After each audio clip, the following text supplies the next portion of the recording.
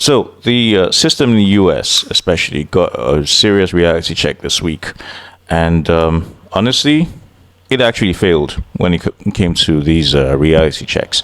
Now, what we want to actually discuss on this episode is actually, how the system failed, what the system failed at, and the possible solutions to actually, should I say, long-term solutions to actually avoid this. Now, before we continue, I want to ask that you please subscribe to this channel. Please support us. Subscribing is actually a quick and easy way to do so. And please also do click the notification bell, because, should be told, YouTube, they don't really like these sort of videos. They don't really like videos where people actually tell the truth and have these hot conversations. Do pardon the noise. But yeah, as you do so, I thank you in advance.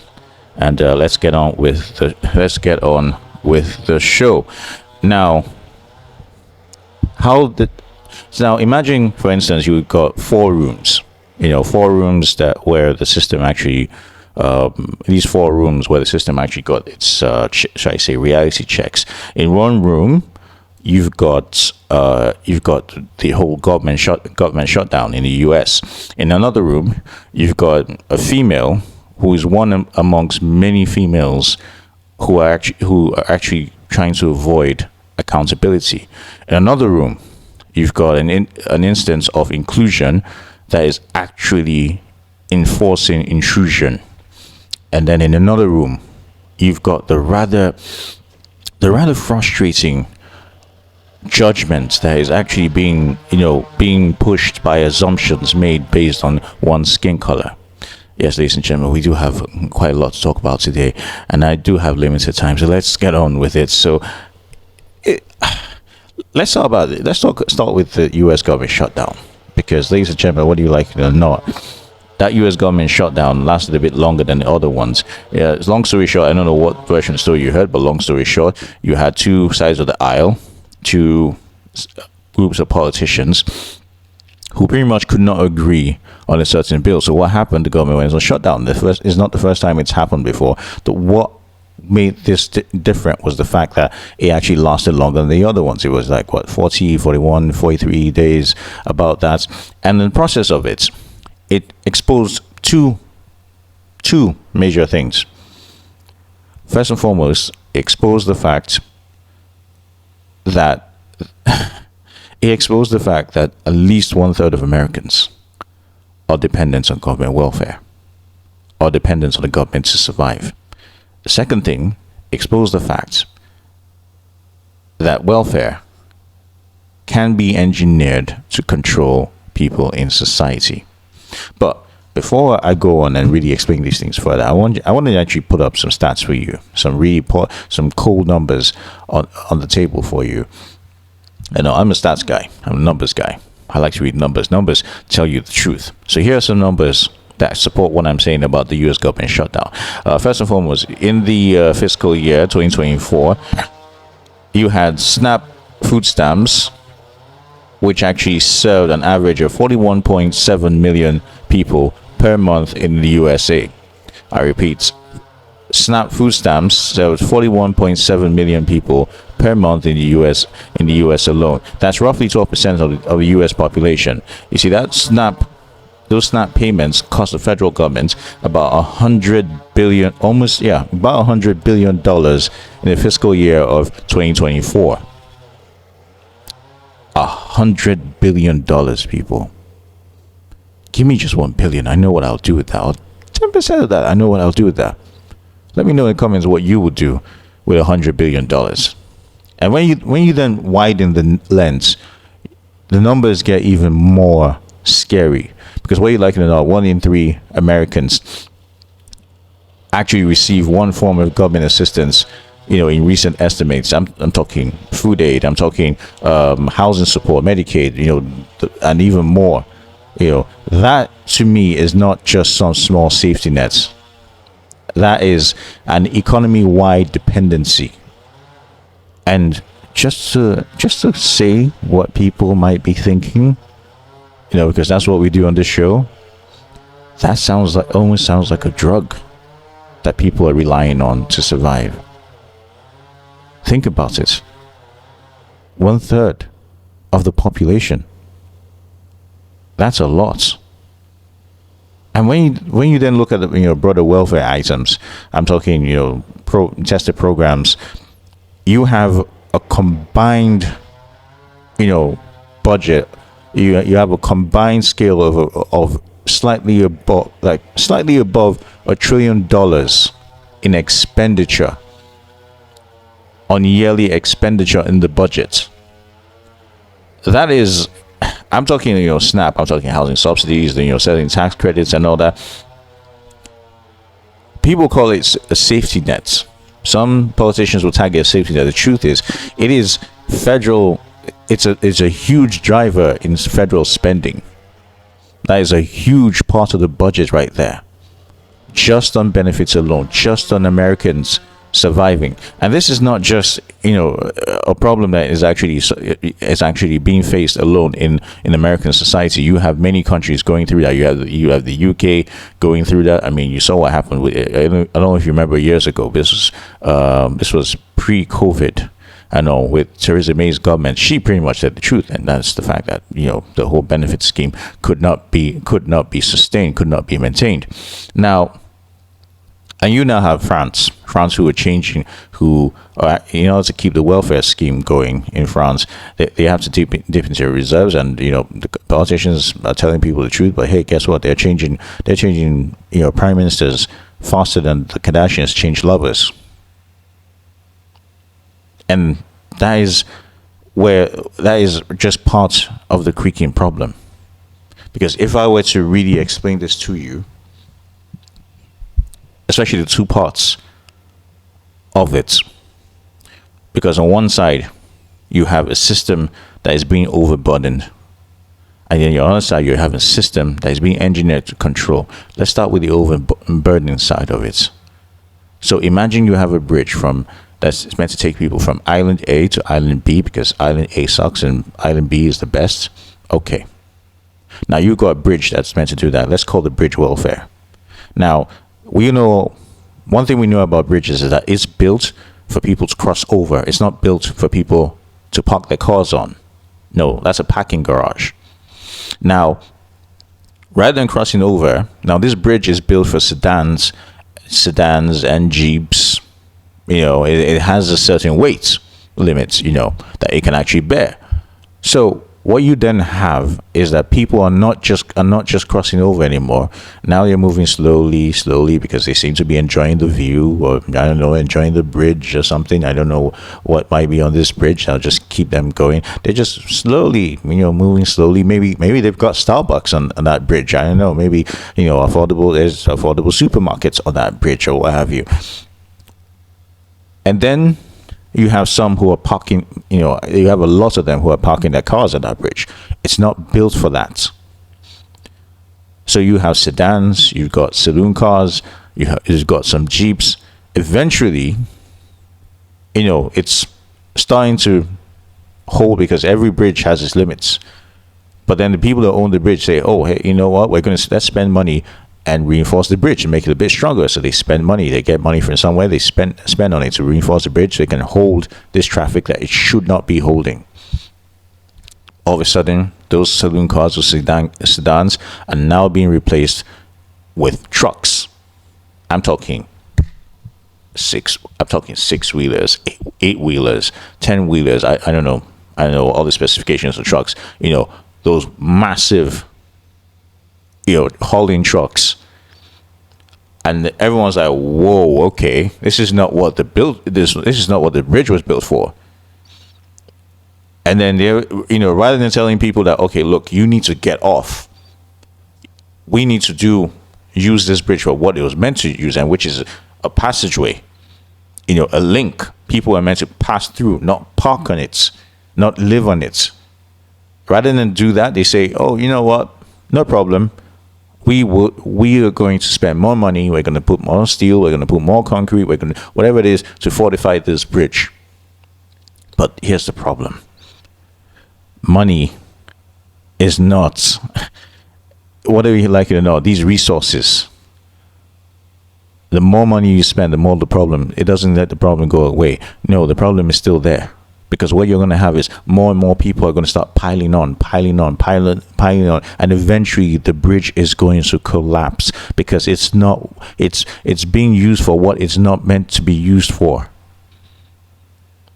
But those in power, certain groups, certain parties don't want to tell you that. Why? Because that bridge, whether you like it or not, was engineered for control.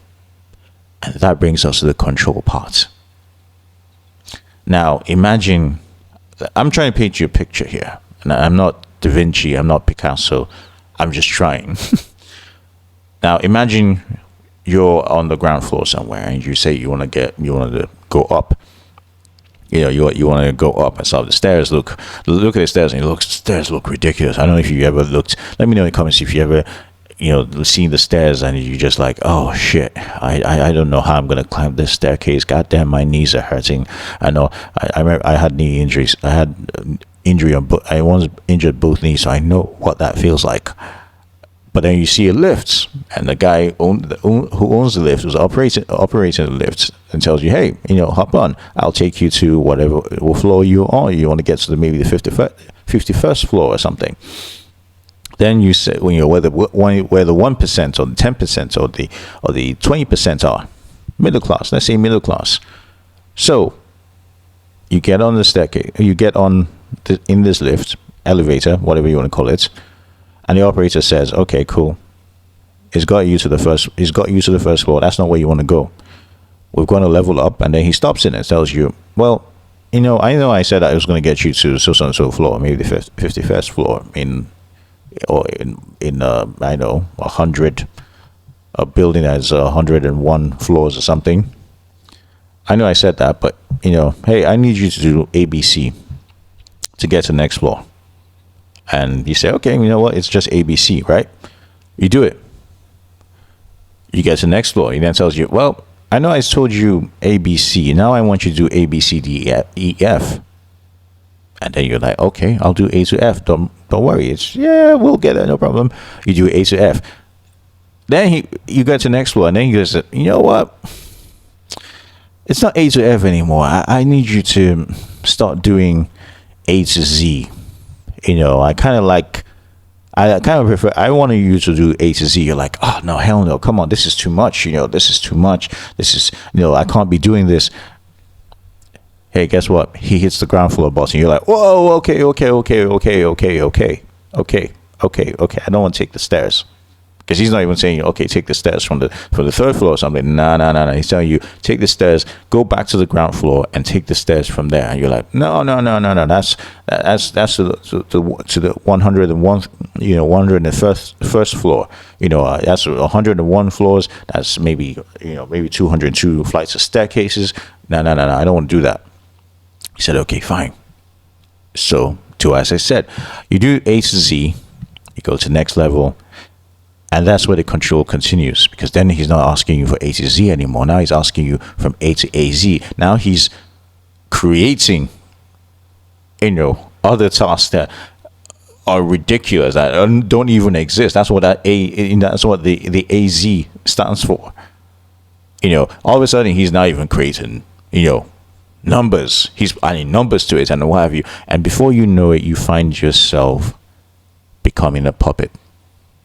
Being controlled, being told what you need to do in order to stay in that elevator, in order to hopefully climb, to that promised land. But what you don't realize is that you've become a permanent resident of that elevator, of that lift. And the thing with lifts, the thing the operator will not tell you, the owner of that lift will not tell you, is that whether you like it or not, the operator of that ladder won't tell you is the fact that it has its maximum. If you look at lifts, you see that it has its maximum load. It has its maximum weight. And if it exceeds that, it either stops or it's just going to fall. And that's what's happening. That ladder is being overburdened. That lift has too much weight on it, and it can't be sustained anymore. And as much as I mean, I won't say I'm a huge fan of Trump. He's got his flaws. He's a human being. He's got his flaws. Sometimes this guy says things before he thinks, and it does my head in. Sometimes some of his policies do my head in, but this is part of what he's been trying to expose. Because the truth is, Americans are pretty much being engineered. At least one third of America is being engineered to depend on this so they can be controlled. The solutions are quite easy, and here's the thing, but here's the problem. Most of these politicians don't want to actually, implement these solutions. Because one solution would be to actually have people start getting a livable wage from their employers. Because I know that $10 an hour or whatever you get, come on. $10 an hour, you work like what, 8 hours a day, that's $80 a day. By the time you times that, let's say, how about is my math, you times that by let's say 30 days a month, even though no one does 30 days a month. Let's say, for instance, you work 20 days a month, just as an example. You work 20 days a month at 80, that's 1,600. I don't know how bad my math is, but it's $1,600 a month. Thanks to Trump, because as much as I may not agree with him, I'm not stupid enough to not be grateful for some of the good things he's done. But he's signed that bill that people earning less than a certain amount of money a year in income, they don't pay tax, which is great. But even at $1,600 a month, not many people can actually live a good and comfortable life. They still need benefits. So one solution that these guys are not going to do is have you earn a livable wage. Another thing, reduce the cost of living. I'm talking the cost of healthcare, the cost of the food supply chain. They're not going to do that because, hey, it's going to annoy their donors and it's not going to be in their interest. Another thing, they need to do is to use welfare for what it's meant to be used, and which is, a temporary measure, to keep you going till you can find your 2 feet. And to help you find your 2 feet, they need to start, pushing money towards empowerment, better skill training, better education and all.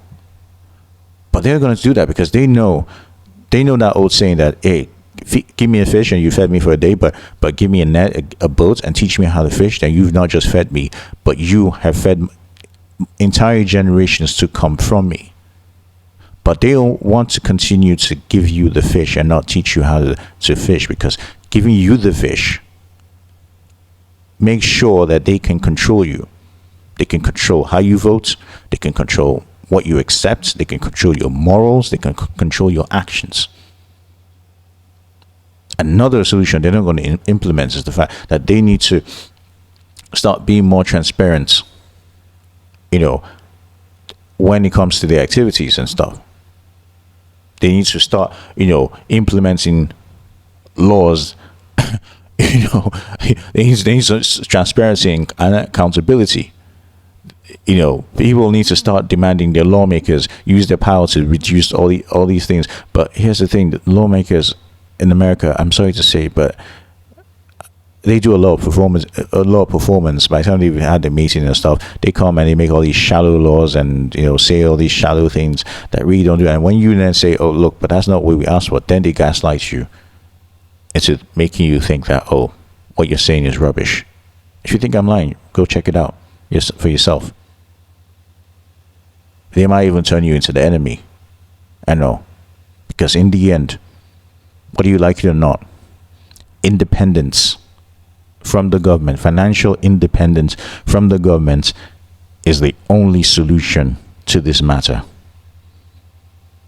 At the end of the day, if there's anything the shutdown has taught us, is that dependency can be engineered, and the only antidote to it is simple. Not the government, but the citizens themselves, the people in the society themselves, need to find a way to design a system that returns independence to them and not dependency. because that's the true reality of the matter. But speaking about realities, it gets lighter from here, I promise you. Someone's going to be a reality check. Lana Rhoades.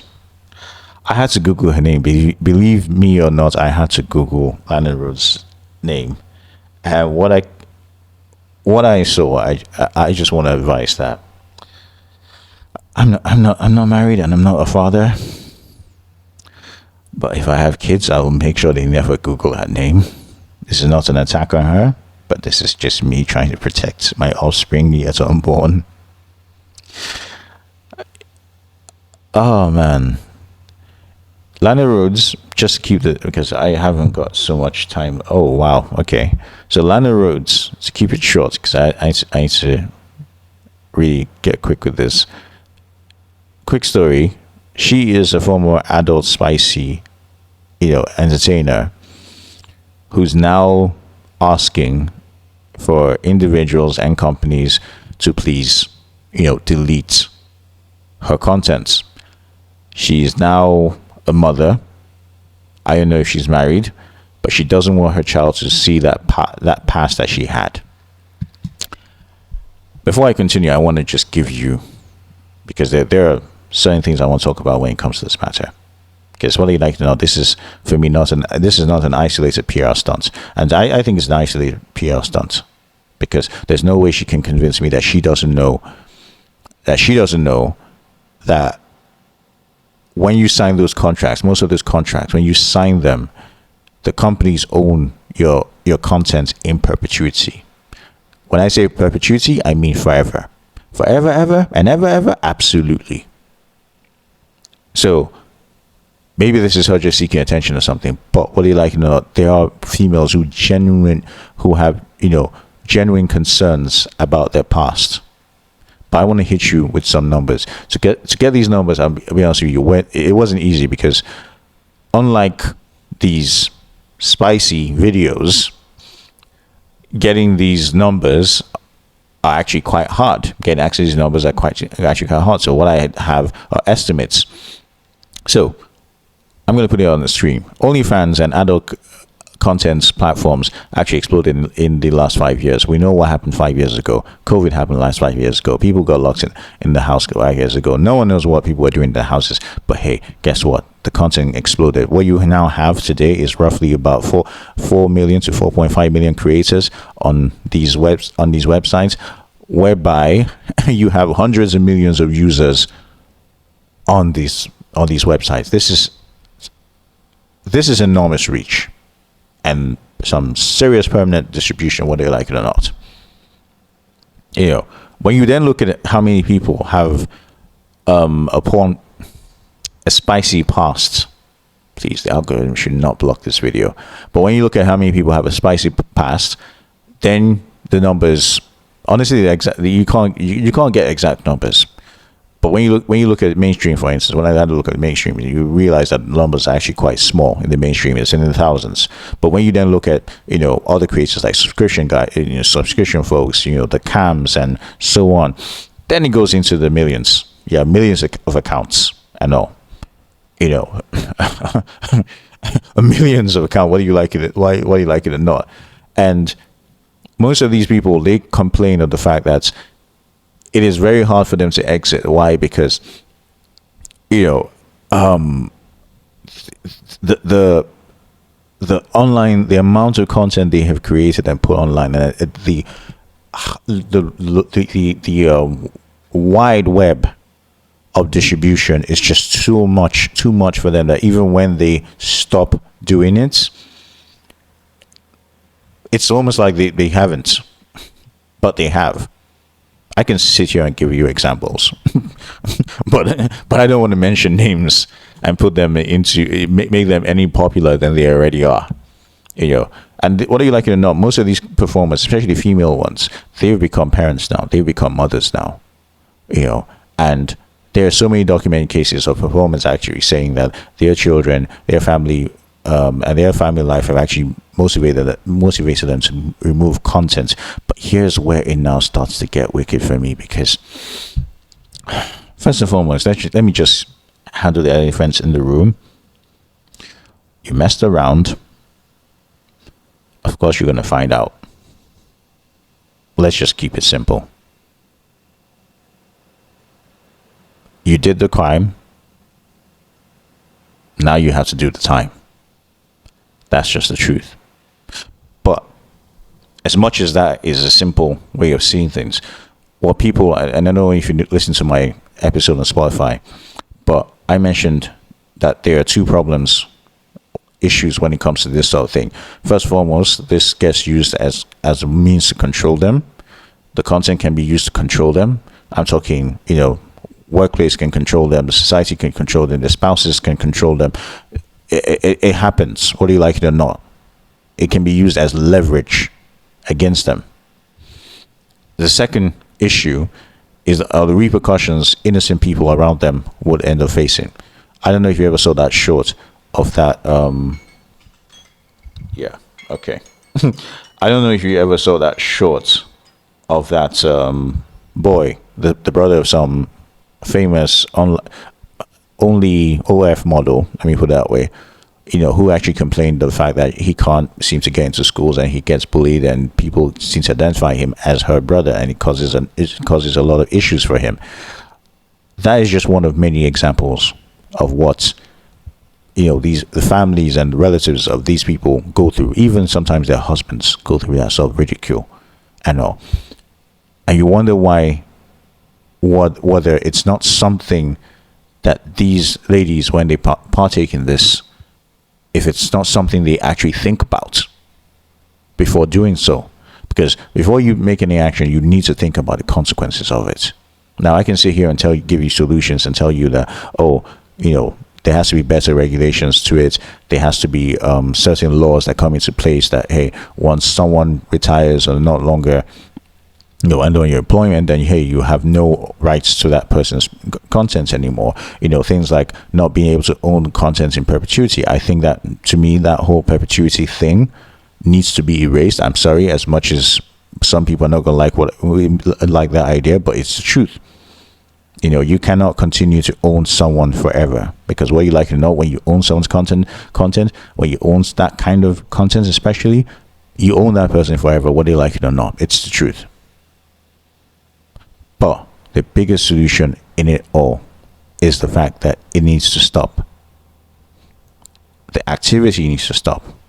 And most importantly, the patronage needs to stop. Because there will be you will not have as much supply as we have today if the demand wasn't there. But don't forget, 4.4 million to 4.5 million creators, but you have hundreds of million creators spending hundreds of millions of dollars on this content. People are making rich. People are getting rich on this. People are making riches on this. People are getting paid even more than graduates and athletes on this. So when does it stop? But I then move on to the next room with something that really needs to be stopped. And I'm going to keep it brief because I've already exceeded my time here. After this, I do have one more room to go through. There was that incident at the Gold's Gym in Los Angeles, California, in the US of A. Only in the USA, guys. An LA rapper, Tish Hyman, quick story. LA rapper Tish Hyman complained about a biological male in the female changing room. This biological male actually identifies as a female. She did not feel comfortable with someone walking around with male genitals in the changing room. Now, the biological male, he got kicked out. He got his subscription membership, got revoked. She too got kicked out. Her membership also got revoked. Now, part of the society are calling her a troublemaker, calling her transphobic. They're calling her names and all that. But here's my problem. When does inclusion start? When does inclusion stop being intrusion?